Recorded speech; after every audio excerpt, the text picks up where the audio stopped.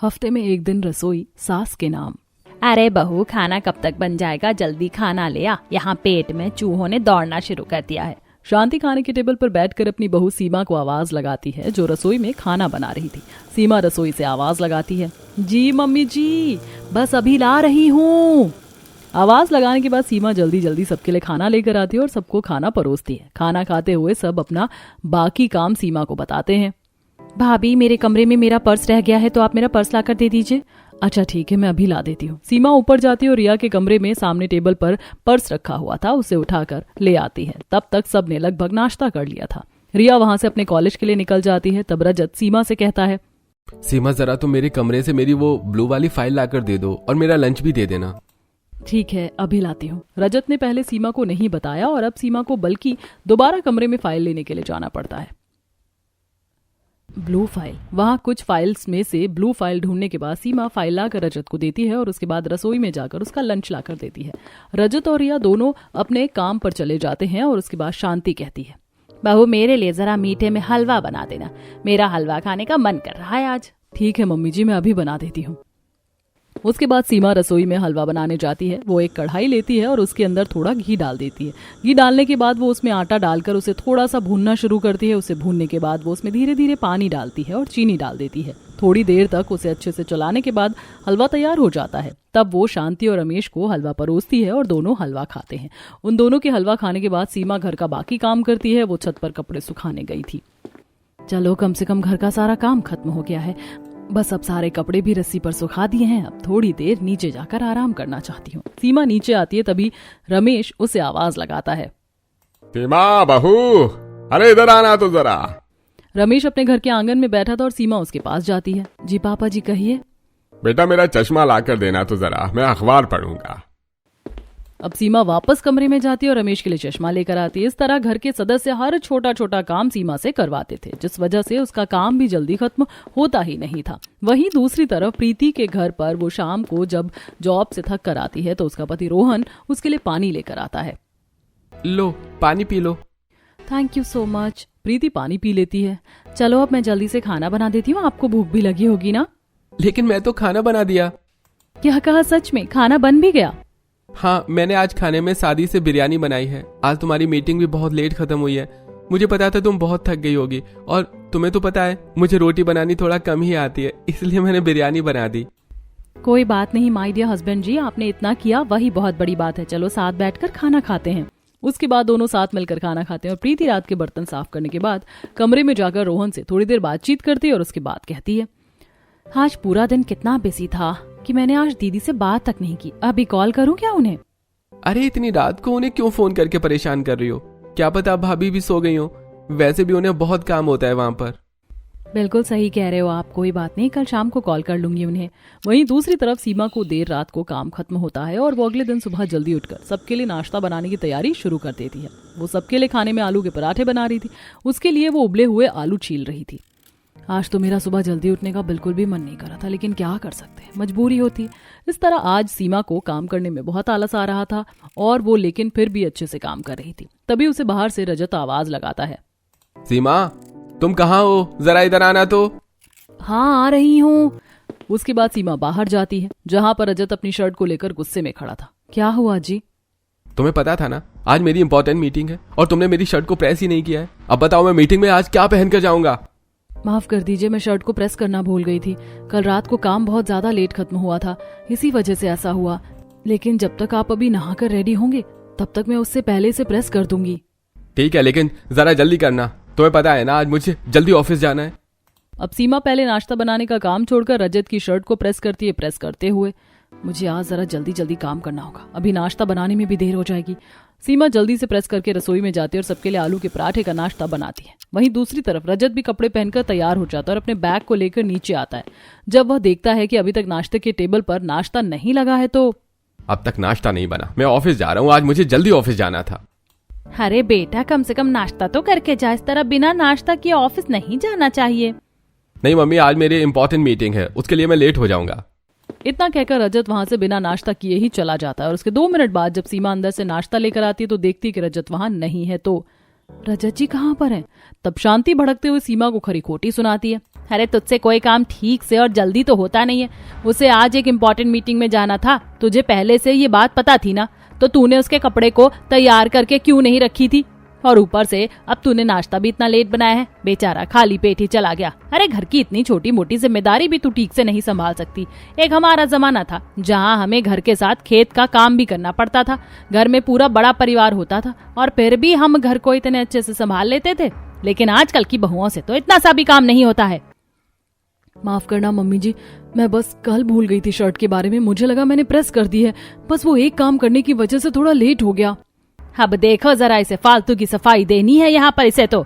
छोटी सी गलती होने पर शांति अक्सर सीमा को इस तरह डांट दिया करती थी। सीमा अच्छे से अपना काम करती थी, लेकिन फिर भी एक तो सारा काम उसी से करवाया जाता था और ऊपर से कुछ भी काम रह जाने पर उसे बहुत ज्यादा डांटा जाता। शाम को सीमा के पास प्रीति का कॉल आता है। उस समय सीमा कपड़ों को प्रेस कर रही थी।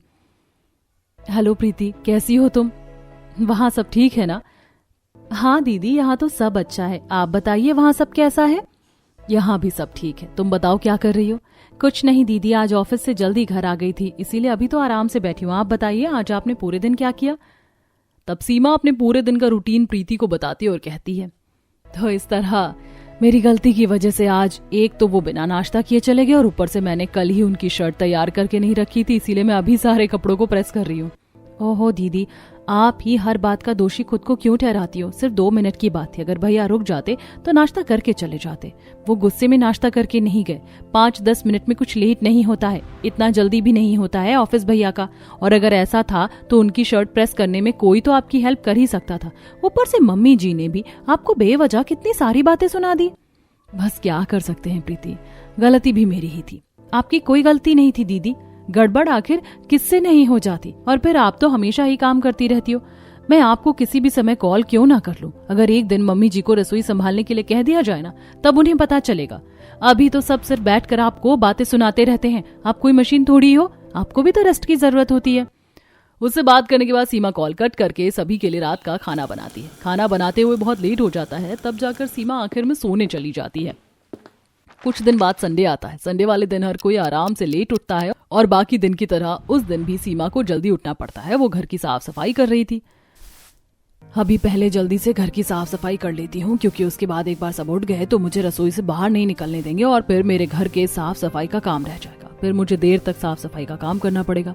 संडे वाले दिन सभी की फरमाइशें बहुत ज्यादा बढ़ जाती थी, इसीलिए सीमा सुबह जल्दी उठकर पहले अपने घर का सारा काम निपटा लेती है और उसके बाद वो रसोई में सबके लिए खाना बनाने की तैयारी करती है। सब आराम से उठकर आते हैं और तब सीमा वहां आती है। आप सब बता दीजिए कि आज नाश्ते में क्या बनाना है? मेरा तो भाभी आज इडली खाने का मन कर रहा है। और मेरा तो आज नूडल्स खाने का मन कर रहा है। मुझे छोले भटूरे खाने हैं। पापा जी, आपके लिए खाने में क्या बनाना है? बेटा, जब तुम सबके लिए इतना सब कुछ बना ही रही हो तो मैं उसी में से सब कुछ थोड़ा थोड़ा खा लूंगा। उसके बाद सीमा रसोई में जाती है और सबकी फरमाइश के अनुसार खाना बनाने की तैयारी करती है।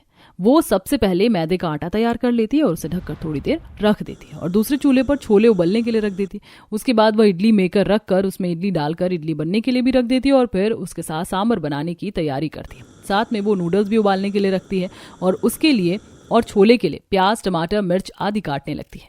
उसे ये सब बनाने में थोड़ा टाइम लगता है, लेकिन बाहर कोई इस बात को नहीं समझता और बस पूछना शुरू कर देते हैं। अरे बहू, हम यहाँ पर कब से नाश्ते का इंतजार कर रहे हैं, आखिर कब तक नाश्ता बन जाएगा? हाँ भाभी, थोड़ा जल्दी करो। तब सीमा अंदर से आवाज लगाती है, हाँ बस खाना बनने वाला है, अभी ला रही हूँ। सीमा जल्दी जल्दी खाना बनाती है और सबको खाना परोस देती है। सब बड़े मजे से खाना खाते हैं। खाना खाकर तो मजा आ गया। हाँ बिल्कुल, बहू ने खाना बहुत अच्छा बनाया था।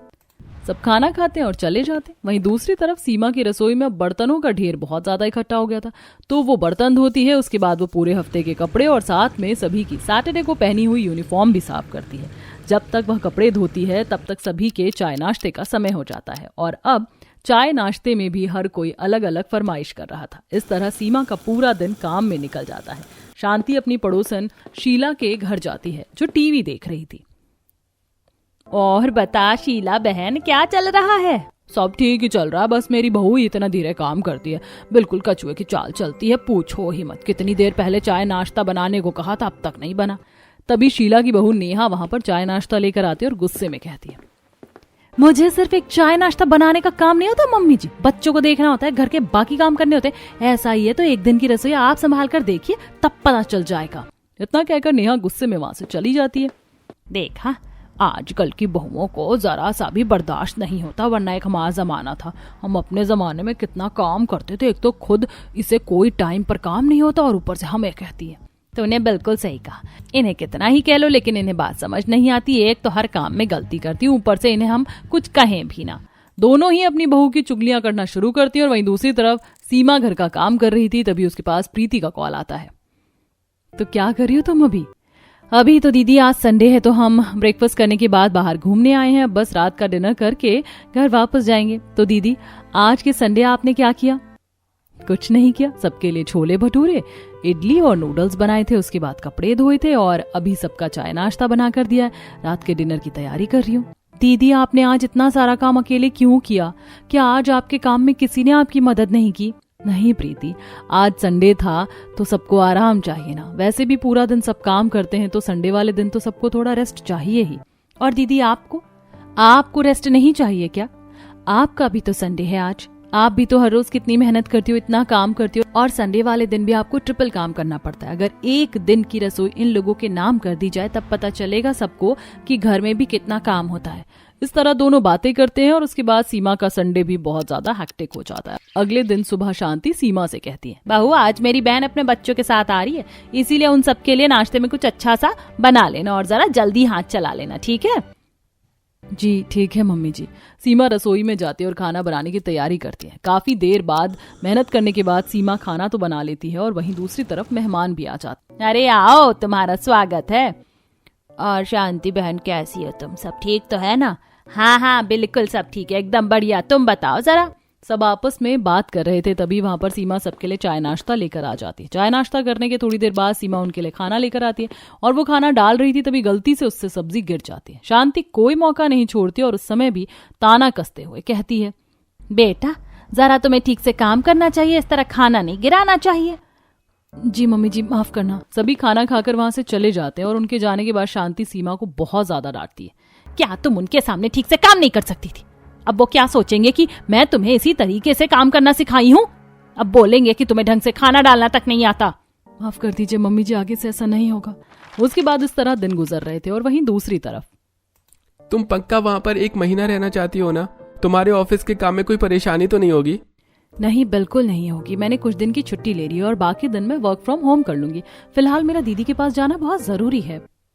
चलो चलते हैं, अगर बीच में मुझे किसी काम से आना पड़ा तो मैं अकेले आ जाऊंगा। प्रीति और रोहन दोनों गाड़ी में बैठकर शहर से निकल जाते हैं और वो वापस अपने घर आ रहे थे। काफी लंबे सफर के बाद दोनों घर पहुंच जाते हैं और सबको सरप्राइज देते हैं। सब उन्हें वहां देखकर बहुत खुश होते हैं। रोहन और प्रीति दोनों शांति और रमेश के पैर छूते हैं और उन्हें प्रणाम करते हैं। अरे जीते रहो बच्चे, सदा फलते फूलते रहो। तुम दोनों ने तो हमें बहुत अच्छा सरप्राइज दिया अचानक से यहाँ पर आकर। हाँ मम्मी, प्रीति का आप सबसे मिलने का बहुत मन कर रहा था। उसके बाद सीमा सबके लिए चाय नाश्ता बनाकर लाती है और सब मजे से चाय नाश्ता करते हैं। थोड़ी देर बाद प्रीति सीमा के कमरे में चली जाती है। मैं खास यहाँ पर आपके लिए आई हूँ। फिर तो अच्छी बात है, हम बहुत सारी बातें करेंगे। अब अगले कुछ दिनों तक प्रीति देखती है कि किस तरह सीमा पूरा दिन बस घर के काम में ही लगी रहती है। प्रीति सीमा के घर के काम में मदद करवाती है। एक दिन सीमा रसोई में कुछ काम कर रही थी और गलती से उससे एक कांच का ग्लास टूट जाता है। तब शांति और रिया वहां आती है और शांति सीमा को सुनाना शुरू करती है। एक तो तुमसे कोई काम ठीक से नहीं होता, ऊपर से अब नुकसान भी करने लगी हो। जरा देखकर काम करना चाहिए ना। भाभी का तो काम पर ध्यान ही नहीं रहता मम्मी। लेकिन मम्मी जी, दीदी ने जानबूझकर नहीं किया है, गलती से हो गया है। ऐसे कैसे गलती से हो गया? अगर थोड़ा ध्यान देकर काम किया जाए तो कुछ भी गलती से नहीं होता है। खरी खोटी सुनाने के बाद शांति वहां से चली जाती है। वहीं शाम को जब हर कोई हॉल में बैठकर टीवी देख रहा था तब शांति सीमा को आवाज लगाती है। सीमा वहां आती है। बाहू, मुझे टीवी का रिमोट नहीं मिल रहा, जरा ढूंढ कर दे दो। उसके बाद सीमा रिमोट ढूंढकर शांति को देती है। वहीं दूसरी तरफ अपने कमरे से रिया सीमा को आवाज लगाती है। भाभी, सीमा भाभी जरा इधर तो आइए जरा। सीमा ऊपर कमरे में जाती है और भाभी मुझे मेरे हेडफोन नहीं मिल रहा, प्लीज मुझे ढूंढ कर दे देंगी। उसके बाद सीमा देखती कि कमरे में सामने ही हेडफोन रखे हुए थे तो सीमा रिया को हेडफोन देती है और वो आराम से बिस्तर पर बैठकर फोन चला रही थी। अच्छा ठीक है भाभी, आप थोड़ी देर बाद जब भैया की कोल्ड कॉफी बनाएंगी तो मेरे लिए भी बना देना। थोड़ी देर बाद सीमा कोल्ड कॉफी बनाती है और फिर वो रजत और रिया को उनके कमरे में जाकर कोल्ड कॉफी देती है। इसी तरह प्रीति देखती है कि घर का सदस्य खुद तो घर का एक छोटा सा काम तक नहीं करते, जबकि सीमा ही हर किसी का छोटा मोटा काम कर रही थी और सबसे ज्यादा शांति ही सीमा को हर बात पर डांटती थी। और तब प्रीति सीमा को कहती है, तो इसलिए दीदी जो मैं कह रही हूँ आपको करना ही होगा। लेकिन हम ऐसे कैसे कर सकते हैं, ऐसा करना तो गलत होगा ना। ओहो दीदी, आप भी ना सच में बहुत ज्यादा भोली हो। आपको किसी के बारे में इतना नहीं सोचना चाहिए। आपको कभी तो खुद के बारे में भी सोचना चाहिए। कब तक आप इस तरह गलत को सहती रहेंगी? खुद के साथ गलत होते हुए उसको सहना भी बहुत ज्यादा गलत होता है। लेकिन मैं पूरे 3-4 दिन बीमार होने का नाटक कैसे करूंगी? मैं हूं ना, मैं जैसा कहती हूँ आप बस वैसा करती जाओ। जब एक दिन की रसोई सास के नाम होगी ना, तब उन्हें पता चलेगा कि कितना मुश्किल होता है सब काम एक साथ संभालना। अब अगले दिन सुबह सीमा बिस्तर से नहीं उठती। तब शांति उसके कमरे में गुस्से में आती है, जहां पर प्रीति पहले से ही बैठी हुई थी। महारानी अब तक बिस्तर में लेटी हुई है, तुम्हें पता भी है कि समय क्या हो रहा है? मम्मी जी, आप दीदी को मत डांटिए, दीदी की कोई गलती नहीं है। दीदी की तबीयत बहुत ज्यादा खराब है। अच्छा, ऐसा क्या हुआ ऐसे?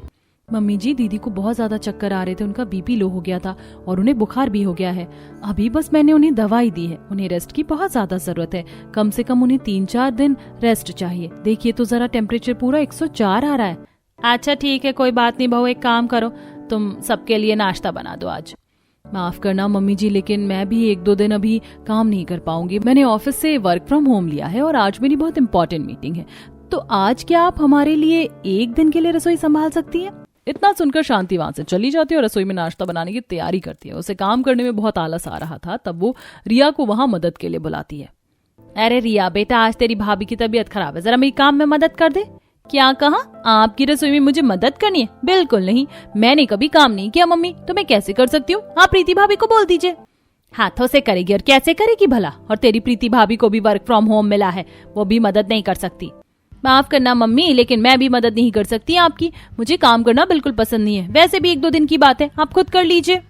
इतना कहकर रिया तो वहां से चली जाती है और गुस्से में शांति काम करने लगती है। शांति बड़बड़ाते हुए सब्जी बनाने की तैयारी कर रही थी। बताओ कैसी लड़की, जरा सी मदद कर देती तो क्या हो जाता। उसके बाद शांति खाना बना रही थी। वो गैस पर सब्जी पकने के लिए रखकर वहां से चली जाती है। पीछे से प्रीति आती है और गैस तेज कर देती है। अब आएगा मजा। थोड़ी देर बाद शांति आती तो देखती कि सारी सब्जी जल गई है। ये भगवान, क्या हो गया? सारी सब्जी खराब हो गई, मुझे दोबारा सब करना होगा। अब शांति सब नाश्ता दोबारा बना रही थी। तब रजत रसोई में आता है। मम्मी, अब तक खाना नहीं बनाए और मुझे ऑफिस के लिए लेट हो रहा है। मुझे फ्रूट्स दे दो, मैं ऐसे ही चला जाता हूँ। अरे बेटा, इतने दिनों बाद खाना बना रही हूँ, रुक जा, थोड़ी देर में बन जाएगा बस। कोई जरूरत नहीं है, मैं ऐसे ही चला जाता हूँ। ऑफिस का टाइम होता है और मुझे लेट हो रहा है। इतना कहकर रजत गुस्से में वहां से चला जाता है और शांति, देखो तो जरा कैसे बड़बड़ा कर चला गया, जरा सा भी समझना नहीं होता है। जब पूरे दिन की रसोई सास के नाम होती है, तब शांति को समझ आता है कि कितना काम होता है। सबके खाना खाने के बाद उसे बर्तनों का ढेर साफ करना पड़ता है। बर्तन साफ करना तो सबसे मुश्किल काम लग रहा है मुझे। अभी थोड़ी देर पहले बर्तन धोए थे और अब दोबारा फिर से कितने सारे बर्तन हो गए। इस तरह शांति जब पूरे दिन रसोई संभालती है और रात को भी अकेले काम करती है, तो उसकी हालत खराब हो जाती है। अगले दिन सुबह उठकर शांति जब रसोई में काम करने आती है, तो भी वो परेशान होकर ही काम कर रही थी। पूरा दिन इतना काम करना कितना मुश्किल है। तभी वहां पर सीमा आ जाती है। मम्मी जी, आप जाकर आराम कर सकती हैं, सारा काम मैं संभाल लूंगी। लेकिन बेटा, तुम्हारी तबीयत तो बिल्कुल भी ठीक नहीं है, तुम आराम कर लो। नहीं मम्मी जी, कोई बात नहीं, मैं काम कर लूंगी, आप बेवजह परेशान हो जाएंगी। ये बात सुनकर शांति को बहुत अच्छा लगता है। मेरी बहू कितनी अच्छी है, बीमार होने के बाद भी मेरी मदद करने आ गई। इसने मुझे थोड़ा सा भी परेशान नहीं देखा। अब सीमा सबके लिए नाश्ता बनाती और सबको खाना परोसती है। तब, भाभी मैं नाश्ता करी हूँ, आप मेरे कमरे से मेरा पर्स और मेरा स्कार्फ ले आओ। हाँ, और तुम मेरे लिए रुमाल ले आना। सीमा कमरे की तरफ जाने लगती है, लेकिन तभी शांति रोकती है। रुको सीमा बहू, तुम कहीं नहीं जाओगी। जिसको जो काम करना है खुद करेगा। एक तो तुम्हें बैठे बिठाए नाश्ता चाहिए। सीमा बहू पूरा दिन घर का पता भी है कितना काम करती है, और तुम लोगों से सिर्फ अपने कमरे तक जाकर खुद का तुम्हें सामान तक नहीं लाया जाता। मम्मी, आपको अचानक क्या हो गया? भाभी हमेशा करती है, आज भी कर देंगी तो क्या हो जाएगा? यही तो गलती हो गई कि हमेशा करती है। अब तुम खुद करो, जो तुम्हें खुद पता चल जाएगा कि क्या होता है। आज के बाद जितने भी तुम्हारे छोटे मोटे काम है, सीमा बहू कुछ नहीं करेगी, तुम्हें खुद करना होगा। ये देखकर प्रीति को बहुत अच्छा लगता है। आखिरकार शांति को भी रियलाइज हो जाता है और अब शांति के बदौलत सीमा को छोटे छोटे काम के लिए परेशान नहीं होना पड़ता था। अगले संडे को सीमा नाश्ता बनाने जाती है, लेकिन शांति कहती है, बेटा तुम्हें नाश्ता बनाने की जरूरत नहीं है, मैंने नाश्ता बना दिया है। लेकिन मम्मी जी आपको परेशान होने की क्या जरूरत थी? इसमें परेशानी वाली क्या बात है? अब से हफ्ते में एक दिन तो रसोई मेरे नाम होगी, और फिर संडे तो सबके लिए होता है। तुम्हें भी तो एक दिन आराम चाहिए। चलो सब नाश्ता कर लो, उसके बाद आज हम सब घूमने जाएंगे। सब साथ बैठकर नाश्ता करते हैं और उसके बाद सब घूमने चले जाते हैं। यहाँ सभी बहुत सारी शॉपिंग भी करते हैं और मूवी देखते हैं। मूवी नाइट के बाद सब रेस्टोरेंट में नाश्ता करने जाते हैं। ये सब देखकर किसी को सबसे अच्छा लगा था, प्रीति को, और वो बगल में बैठी सीमा को धीरे से कहती है, देखा ना दीदी, हमने तो ज्यादा कुछ किया भी नहीं और फिर भी सब ठीक हो गया। इसीलिए कहते हैं कि हर चीज में खुद की इच्छाओं को नहीं मारना चाहिए, अपने लिए भी थोड़ा बहुत करना चाहिए। थैंक यू सो मच प्रीति, जो कुछ भी हुआ है सब तुम्हारी वजह से हुआ है। रेस्टोरेंट में खाना खाने के बाद सब घर वापस आ जाते। कुछ दिन बाद प्रीति भी घर वापस जाती है। तुम यहाँ रुकी थी तो हमारा मन लग गया था। भले ही अब तुम वर्क फ्रॉम होम ले लेना, लेकिन यहाँ अक्सर आती रहना। जी मम्मी जी, मैं जरूर आऊंगी, और दीदी आप भी अपना ध्यान रखना। इतना कहकर प्रीति वहां से चली जाती है। लेकिन अब सीमा को पहले से बहुत ज्यादा राहत मिल रही थी। अब छोटे मोटे काम करने के लिए तो शांति सीमा को परेशानी नहीं करती थी। अगले संडे, सीमा तुम मेरे लिए आज कुछ अच्छा बना दो, मेरा खाने का मन कर रहा है। आज सीमा बहू घर का कोई काम नहीं करेगी, और जिसका जो खाने का मन कर रहा है या तो खुद बनाकर खाओ या फिर हम सब बाहर चलकर खाएंगे। खुद बनाकर खाने का तो ऑप्शन अच्छा नहीं है, बाहर ही चलते हैं। मुझे तुम पर गर्व है शांति, अब तुम अच्छा कर रही हो। सब बाहर चलने के लिए तैयार हो जाते हैं। अरे भाभी, लेकिन आज आप मेरी यूनिफॉर्म धोना मत भूलना, कल मुझे चाहिए। अगर तुम्हें चाहिए तो तुम खुद धो लेना। मैंने कहा ना, सीमा बहू संडे को कोई काम नहीं करेगी, और जॉब पर तुम्हें जाना है तो तुम इतना तो कर ही सकती हो कि अपने कपड़े धोकर उन्हें प्रेस कर सकती हो। मम्मी मम्मी मम्मी करने से कुछ नहीं होगा, अपना काम खुद करना सीखो। ससुराल में काम आएगा, और इतना छोटा काम तो कर ही सकती हो। उसके बाद सब तैयार होते हैं और सब बाहर जाकर बहुत एंजॉय करते हैं। इस तरह प्रीति की वजह से सीमा को भी अपना संडे एंजॉय करने का मौका मिल जाता है, और हफ्ते में एक दिन की रसोई आखिरकार सास के नाम हो जाती है। और अब शांति बाकी चीज में भी सीमा का ध्यान रखती है।